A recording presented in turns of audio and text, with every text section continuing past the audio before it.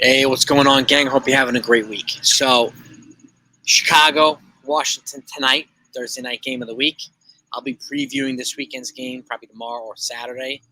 Reviewing every game, giving you all the other details tonight. Washington's a 6.5-point favorite. The over/under on the game is 44.5 points. Okay, I've already given my predictions as well. Just take a look at that other video if you haven't seen it yet. But I'm going to talk about a little bit about Jets and Giants today. Okay. By the way, if you're a football fan, if you want to have a good football conversation no matter who your team is, and enjoy a little bit of smack talking too once we start live streaming, be sure to subscribe to the channel. Okay, greatly appreciate it.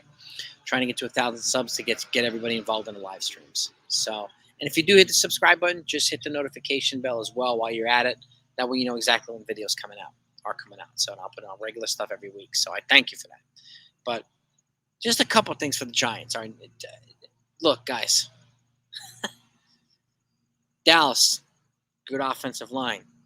Philly, good offensive line. If you guys want to compete in the NFC, you have to protect Daniel Jones. He was sacked 10 times against Seattle. You cannot expect him to pull miracles of your highly paid quarterback if you're not going to protect him. It doesn't matter what his salary is. If you don't protect the guy against teams with good defenses, they're going to have a lot of trouble. So please protect your quarterback a little bit more, and you give your running back an opportunity to run, and give your quarterback an opportunity to hand off the ball, throw the ball, and all these other things too. What are we doing here? Giants, we need you to protect Daniel Jones. We need the Giants to win games. Okay? Now let's pivot over to the Jets. I'm hearing a lot of chatter, and we've heard about Aaron Rodgers wanting to come back for the playoffs, and there's a lot of excitement there, and people having mixed emotions. Well, I just have a question for you.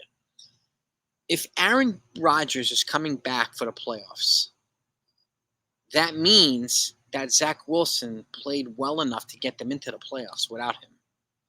So why would you disrupt that at that point to bring in Aaron Rodgers, who you don't know what you're going to expect?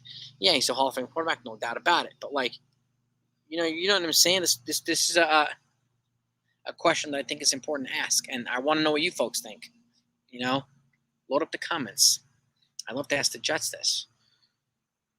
If he's coming back for the playoffs, that means they made the playoffs. And again, that means Zach Wilson's played well enough to get them into the playoffs. Why would we disrupt that for Aaron Rodgers? To me, it doesn't make sense. I would stick with Zach Wilson at that point. Either stick with him or not. So it's important to make a decision, and not week 15. We got to decide now. I mean, they have to continue to protect Zach Wilson. He was better against the Chiefs than he was the game before that. So I'll give him that. But we got to keep letting him up and up. We got to let him run. He can run. He's mobile, and he can throw too. So we got to protect him and give him opportunities to do that. We're giving him better protection than the Giants are giving Daniel Jones. That's for sure.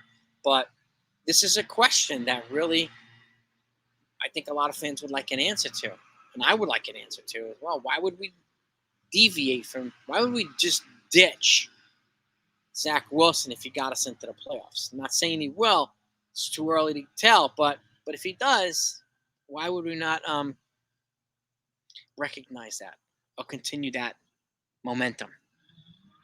That's my question for the Jets Nation. So it's a lot more football to be had. It's a lot more football. It's only 4 games in. We got 13 to go.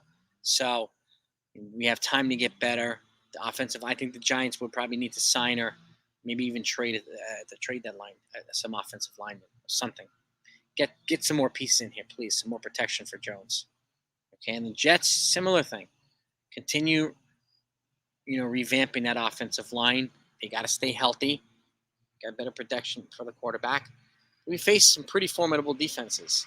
Kansas City's formidable. Dallas is formidable. Like, these teams are formidable. New England, disruptive defenses. So they haven't really had much of a break yet, the Jets.